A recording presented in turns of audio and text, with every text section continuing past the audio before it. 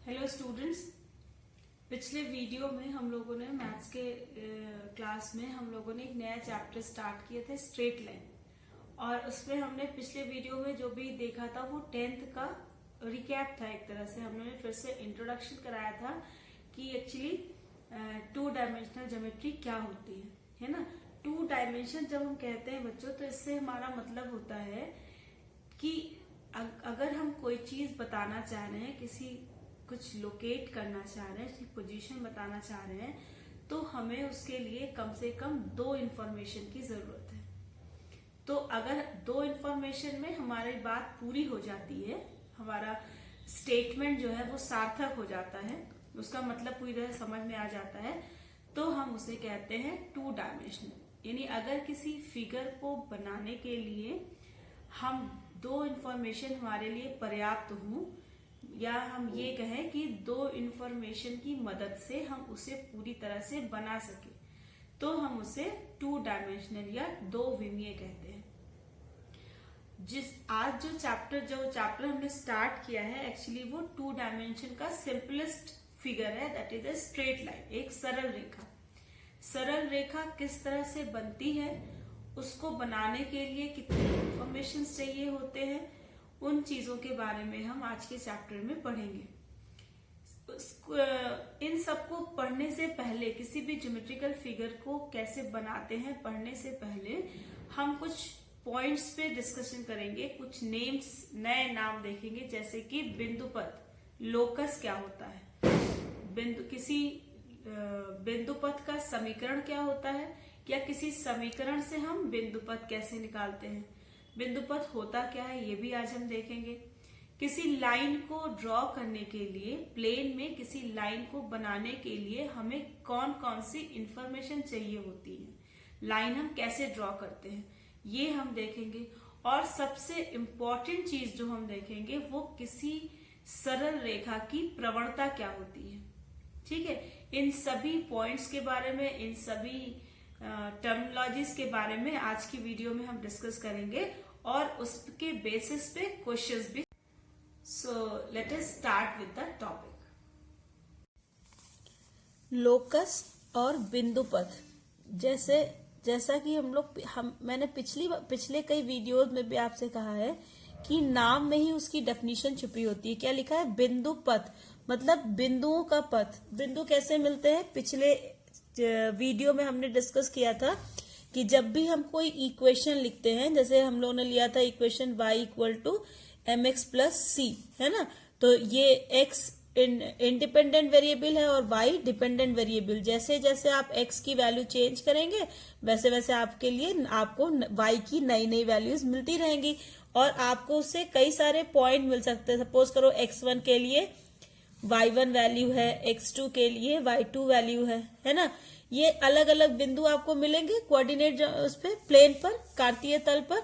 और अगर इन सभी बिंदुओं का हम पथ मिला दें, मतलब उस पे ट्रेसिंग कर दे, फ्री हैंड ड्राइंग कर दें, तो उससे हमें जो शेप मिलता है उसी को हम कहते हैं बिंदुपथ। ठीक है, the locus of a point in a plane is the curve और the path traced out by the point moving under a geometrical condition और conditions।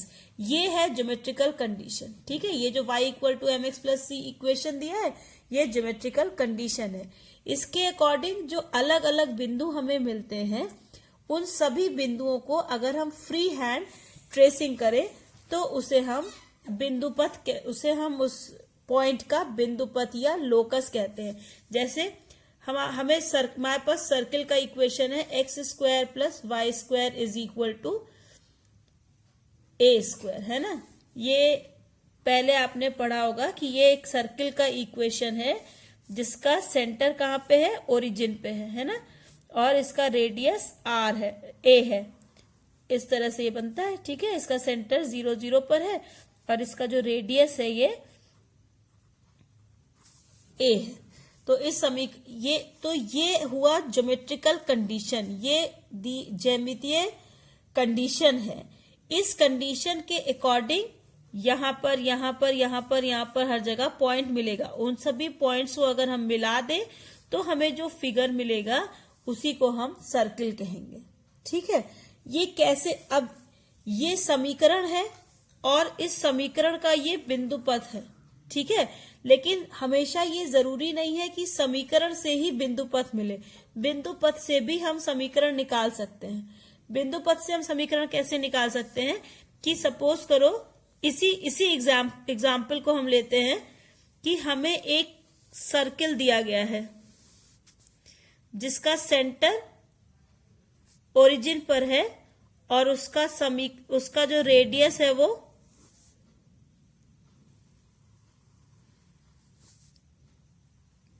रेडियस ए है। अगर ए है तो इस पॉइंट का कोऑर्डिनेट ए 0 हो जाएगा।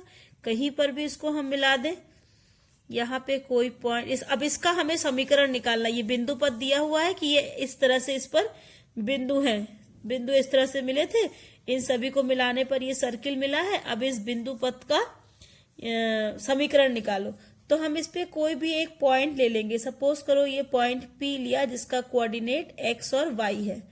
तो अगर इस सर्किल का रेडियस a है तो ये भी तो इसका रेडियस ही है, तो इसकी वैल्यू भी a होगी, OP की वैल्यू है ना, OP की वैल्यू भी a होगी। तो अब इसका हम ज्योमेट्रिकल कंडीशन या इक्वेशन निकालेंगे। तो हमें पता है कि दूरी का फॉर्मूला क्या होता है, दूरी के सूत्र से जो OP है, OP is equal to under root x1 minus x2 का होल स्क्वायर होता है। तो 0 माइनस x का whole square plus 0 minus y का होल स्क्वायर होगा। ठीक है, so it is equal to under root 0 minus x का स्क्वायर मतलब x square plus minus y का स्क्वायर मतलब y स्क्वायर। अब चूंकि OP क्या है, OP is the radius of the circle, A है ना, वृत्त की त्रिज्या, ये दिया हुआ है। तो देयरफॉर यहां पे OP का मान रख दे, A is equal to under root X square plus Y square. दोनों पक्षों का वर्ग कर दो, दोनों पक्षों का वर्ग करने पर, दोनों पक्षों का वर्ग करने पर क्या मिलेगा, a स्क्वायर हो जाएगा और इसका स्क्वायर रूट हट जाएगा, x square plus Y square, या x square plus Y square is equal to a square. ठीक है, ये बिंदु पथ से हमने समीकरण निकाला और यहाँ पे समीकरण दिया था जिसका हमने बिंदु पथ निकाला था। ठीक है, तो बिंदु पथ क्या होता है, किसी दिए हुए समीकरण से जब हम पॉइंट्स निकालते हैं, बिंदु निकालते हैं, अलग अलग बिंदु मतलब x के अलग अलग मान के लिए y के जो अलग अलग मान मिलते हैं। ठीक है, उन बिंदुओं को किसी कार्तीय तल पर पहले हम प्लॉट करते हैं और फिर सभी बिंदुओं को मिलाने पर जो आकृति मिलती है उसे हम उस बिंदु का बिंदु पथ कहते हैं। ठीक है, हमें जो पढ़ना है वो पढ़ना है सरल रेखा। अब हम अपने टॉपिक पर आते हैं जो कि है सरल रेखा। क्लास 10th का एक थ्योरम है कि किसी दिए हुए पॉइंट से अनगिनत रेखाएं, असंख्य रेखाएं पास हो सकती हैं, है ना। Infinite line can be passes through a given point. किसी पॉइंट से आप जितनी चाहें उतनी लाइन पास करा सकते हैं। ठीक, तो अगर किसी कार्तीय तल पर एक पॉइंट दिया हो, सपोज करो Q दिया है, और हम कहें कि Q से होकर जाने वाली रेखा का समीकरण ज्ञात करो, तो क्या आप कोई एक पर्टिकुलर रेखा डिसाइड कर सकते हैं, कौन सी रेखा। अब इस डायरेक्शन में भी कोई रेखा हो सकती है, ऐसे भी हो सकती है, ऐसे भी हो सकती है, ऐसे भी, हर डायरेक्शन में अनगिनत रेखाएं इससे होकर जा सकती हैं। तो हमें कैसे पता चलेगा कि कौन सी रेखा हमें चाहिए। लेकिन अगर इसके साथ साथ हम कुछ स्पेसिफिक दे दें, जैसे हम बता दें कि वो रेखा एक्सिस के साथ, एक्स एक्सिस के साथ कितने डिग्री का एंगल बना रही है, तो आपको पता चल जाएगा कि अगर हम कहें कि थीटा एंगल बना रही है, तो जो लाइन थीटा एंगल बनाएगी बस वही वाली लाइन हमारी रिक्वायर्ड लाइन हो जाएगी, बाकी लाइंस को हम छोड़ देंगे।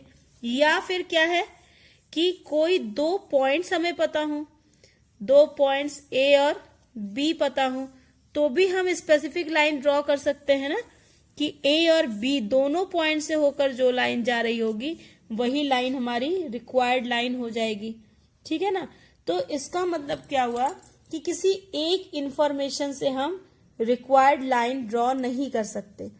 लाइन ड्रॉ करने के लिए हमें कम से कम 2 इंफॉर्मेशन चाहिए, या तो एक जिस बिंदु से होकर जा रही हो और एक्सिस के साथ जो हमारी फिक्स्ड लाइन है उसके साथ वो कितना झुकाव रखती है ये पता हो, या फिर कम से कम 2 पॉइंट्स पता हो जिससे होकर वो लाइन जा रही है। ठीक, तो पहले हम इस कंडीशन, पहली वाली कंडीशन पे बात करेंगे, झुकाव वाली लाइन पर। ठीक है। Slope of the line, slope of a line, किसी लाइन का स्लोप या प्रवणता क्या होती है और इसका क्या महत्व है किसी लाइन को ड्रॉ करने में। बच्चों, जब भी हम कोई लाइन ड्रॉ करते हैं ना, तो ये एक्सिस के साथ, एक्स एक्सिस के साथ 2 कोण बनाती है। सप्लीमेंट्री समझते हैं, मतलब ऐसे 2 कोण जिनका योग 180 डिग्री हो। क्यों? क्योंकि एक्स एक्सिस हमारी एक स्ट्रेट लाइन है ना, तो ये लाइन, ये वाली लाइन जब इसको सपोज ये लाइन एल अगर है, ये लाइन इसको जब इंटरसेक्ट करेगी कहीं पर, तो एक एंगल इधर बनेगा थीटा। अगर इसको मान लें तो ये एक स्ट्रेट लाइन है, तो पूरा कोण 180 डिग्री का होगा, मतलब इधर वाला कोण कितना होगा 180 माइनस थीटा।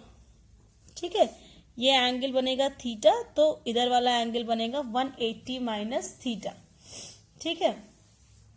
अब अगर कोई लाइन, ये लाइन है, अब अगर ये लाइन एक्स एक्सिस के पैरेलल हो जाए तो ये ऐसे हो जाएगी, है ना। जब ये ऐसे हो जाएगी तो एक्स एक्सिस, तो जो कॉन्सेप्ट पैरेलल लाइन का है वही कॉन्सेप्ट उस लाइन का भी होगा जो एक्स एक्सिस पर ही होगी। इन दोनों ही कंडीशन में एक्स एक्सिस के साथ इसका एंगल कितना हो जाएगा 0 डिग्री। और अगर ये पूरी ऐसे खड़े हो जाए, 90 डिग्री का एंगल बना ले, तो या तो ये वाई एक्सिस होगी या फिर वाई एक्सिस के पैरेलल कोई लाइन होगी। ठीक है। तो अगर एक्स एक्सिस के साथ ये 0 डिग्री का एंगल बना रही है, इसका मतलब लाइन या तो एक्स एक्सिस पर ही है या फिर वो एक्स एक्सिस के पैरेलल है। और अगर एक्स एक्सिस के साथ 90 डिग्री का एंगल बना रही है तो इसका मतलब हुआ कि या तो वो लाइन वाई एक्सिस के पैरेलल है या फिर वो वाई एक्सिस पर ही है। ठीक है, ये तो झुकाव की बात हो गई।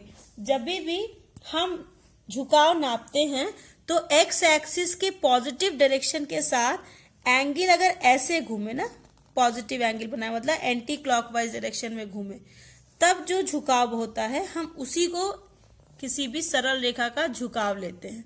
वाई एक्सिस के साथ नहीं, एक्स एक्सिस के पॉजिटिव डायरेक्शन के साथ। ठीक है, जो एंगल बनाती है उसी को हम झुकाव कहते हैं। अब इंक्लाइनेशन क्या होता है? इंक्लाइनेशन, ये तो इंक्लाइनेशन हो गया। स्लोप क्या होता है? स्लोप होता है कि यदि एक्स एक्सिस के साथ थीटा झुकाव हो, ये झुकाव थीटा है ना, ये इस तरह से जब बनाएगी तो ये डायरेक्शन नेगेटिव का है, तो हम इस एंगल की बात नहीं कर रहे हैं, इस पॉजिटिव डायरेक्शन के साथ जो बना रहा है ना एंगल, उसकी बात कर रहे हैं। अगर एक्स एक्सिस के साथ थीटा एंगल बना रहा हो, देन यदि एक्स एक्सिस का थीटा झुकाव हो तो tan थीटा ये m से लिखते हैं, m is equal to tan theta उस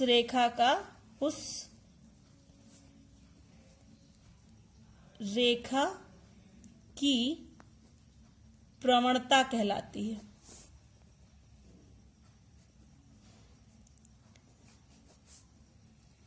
ठीक है, यानी m is equal to tan theta. जितना झुकाव है उसका tan रेशियो जो है उसे हम किसी रेखा की प्रवणता कहते हैं। लेकिन यहाँ पे अगर थीटा इक्वल टू 90 डिग्री हो जाए तो उसकी प्रवणता नॉट डिफाइंड हो जाती है, क्योंकि tan 90 नॉट डिफाइंड होता है। तो इसीलिए अगर tan थीटा में theta is equal to 90 degree हो तो प्रवणता जो है वो नॉट डिफाइंड हो जाती है। मतलब आप कह सकते हैं कि वाई एक्स की प्रवणता अपरिभाषित होती है, नॉट डिफाइंड होती है, क्योंकि जब वाई एक्सिस होता है तो वो एक्स एक्सिस के साथ 90 डिग्री का एंगल बनाता है। तो tan 90 नॉट डिफाइंड होता है, इसलिए उसकी प्रवणता भी नॉट डिफाइंड हो जाती है। ठीक है, so m equal to tan theta पर provided that theta is not equal to 90 degree. अगर थीटा 90 डिग्री के बराबर होगा तो प्रवणता नॉट डिफाइंड हो जाएगी। इसकी वैल्यू अगर एंगल दिया हुआ है तब तो आप सीधे सीधे मान लो, अगर दिया गया है कि लाइन एक्स एक्सिस के साथ 60 डिग्री का एंगल बनाती है तो m is equal to tan 60 degree हो जाएगा। It is equal to √3। m की वैल्यू √3 हो गई, लाइन की प्रवणता √3 हो गई। लेकिन अगर झुकाव ना दिया रहे, थीटा ना दिया रहे, बल्कि ये दिया रहे कि लाइन किन दो बिंदुओं से होकर जा रही है, तब भी लाइन ड्रॉ किया जा सकता है। सपोज करो कि ये एक लाइन L है जिसपे 2 पॉइंट दिए गए हैं P, x1, y1 और Q। इसका कोऑर्डिनेट है x2, y2। ये बताया गया है कि लाइन L एक लाइन है जो पॉइंट P और Q से होकर जाती है। अब ये लाइन x एक्सिस के साथ या x एक्सिस के पॉजिटिव डायरेक्शन के साथ कितना इसका झुकाव है, इसकी प्रवणता कितनी है, ये निकालना है। सपोज करो कि ये थीटा एंगल बना रही है, ठीक है, x एक्सिस के साथ। तो अगर इस x एक्सिस के पैरेलल हम यहाँ P से एक लाइन ड्रॉ करें इसी के समांतर, तो अगर x एक्सिस के साथ थीटा एंगल बना रही है तो इसके साथ भी थीटा एंगल ही बनाएगी। इसे क्या कहते हैं, करस्पॉन्डेंस एंगल ना। करस्पॉन्डिंग एंगल दो पैरेलल लाइन की बराबर होती है। तो अगर ये थीटा एंगल है तो ये एंगल भी थीटा होगा। इस पॉइंट को यहां अगर हम मिला दें, यहां पे हम इसको R लिख दें, ठीक है। तो अगर स्लोप निकालना है तो हमें इस थीटा का tan रेशियो निकालना होगा कि tan थीटा कितनी होगी वैल्यू। तो tan theta is equal to लंब बटा आधार। हाँ, इसको इक्वेशन 1 लिख देते हैं। इन ट्रायंगल PQR, ये 90 डिग्री है ना, क्योंकि ये x एक्सिस के पैरेलल है, ये लाइन y एक्सिस के पैरेलल होती है, तो ये 90 डिग्री पर होगी एक दूसरे के साथ। लंब कितना हो गया, लंब इज इक्वल टू, इसको इक्वेशन 1 डाल दो, लंब इज इक्वल टू हो गया QR। हाँ, QR को हम लिख सकते हैं, अगर हम यहाँ पे वैल्यू इसको m लिख दें तो इस पूरे QM में से अगर हम MR को माइनस कर दें तो QR की वैल्यू मिल जाएगी। QR is equal to QM minus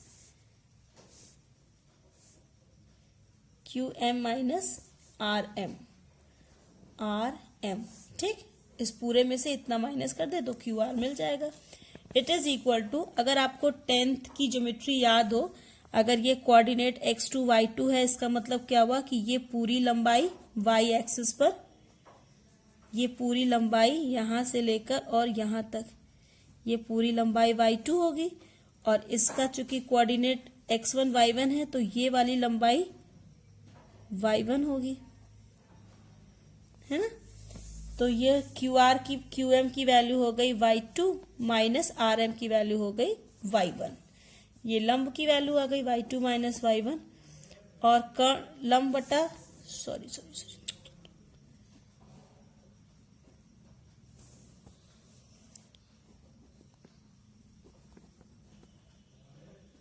लंब बटा आधार।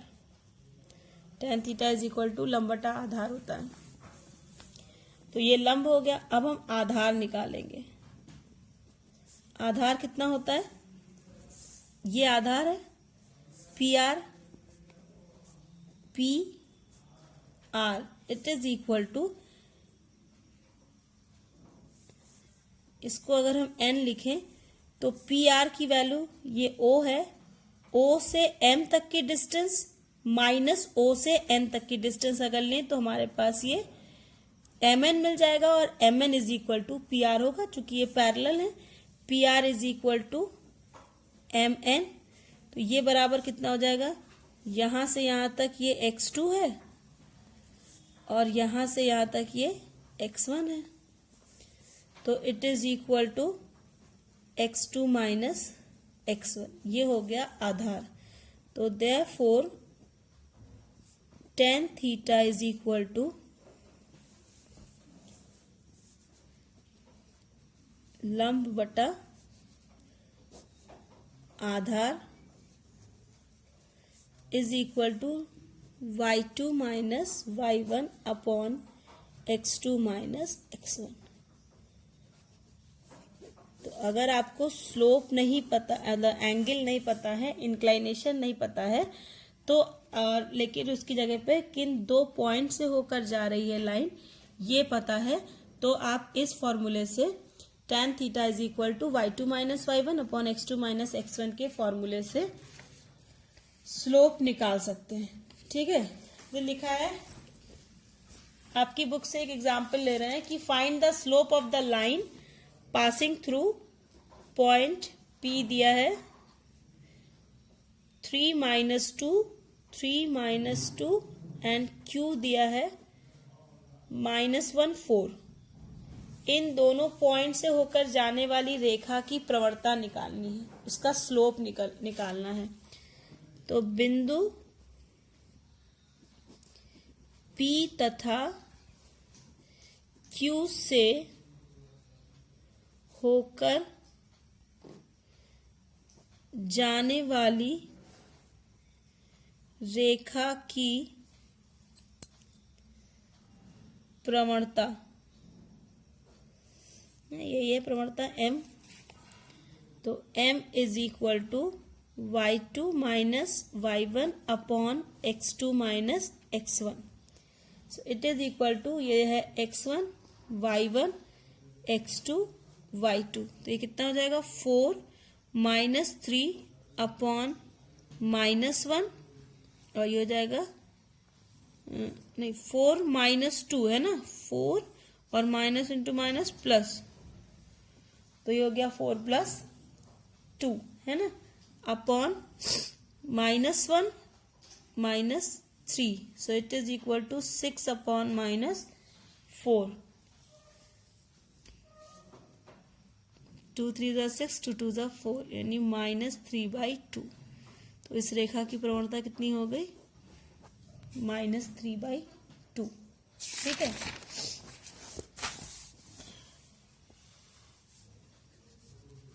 P इज इक्वल टू दिया है 3 माइनस 2 और Q इज इक्वल टू दिया है 7 माइनस 2।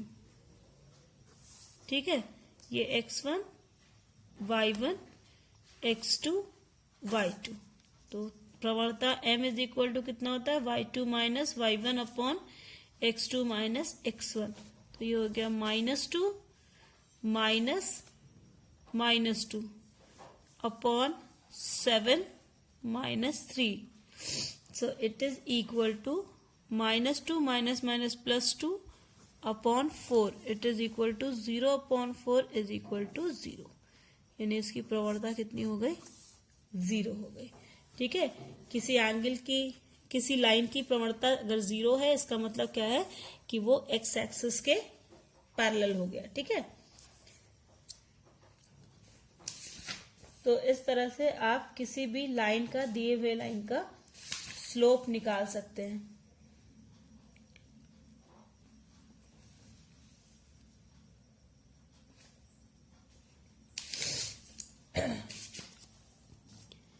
सो आई होप कि आपको आज का ये वीडियो समझ में आया होगा कि किसी बिंदु का बिंदुपथ क्या होता है, बिंदुपथ का समीकरण और समीकरण से बिंदुपथ कैसे निकालते हैं। ठीक है, साथ ही साथ किसी सरल रेखा की प्रवणता या स्लोप ऑफ द लाइन क्या होता है। स्लोप ऑफ द लाइन की अगर कोई लाइन एक्स एक्सिस के पॉजिटिव डायरेक्शन के साथ थीटा एंगल बनाती है तो उस थीटा का जो टैन रेशियो है, मतलब टैन थीटा, इसे हम उस लाइन की प्रवणता या स्लोप कहते हैं। ठीक है, अगर किसी लाइन का एक्स एक्सिस के साथ जीरो एंगल बनाता है तो वो या तो एक्स एक्सिस पर ही होगा या एक्स एक्सिस के पैरेलल होगा, और अगर एक्स एक्सिस के साथ 90 डिग्री का एंगल बनाता है तो वो या तो वाई एक्सिस पर ही होगा या वाई एक्सिस के पैरेलल होगा।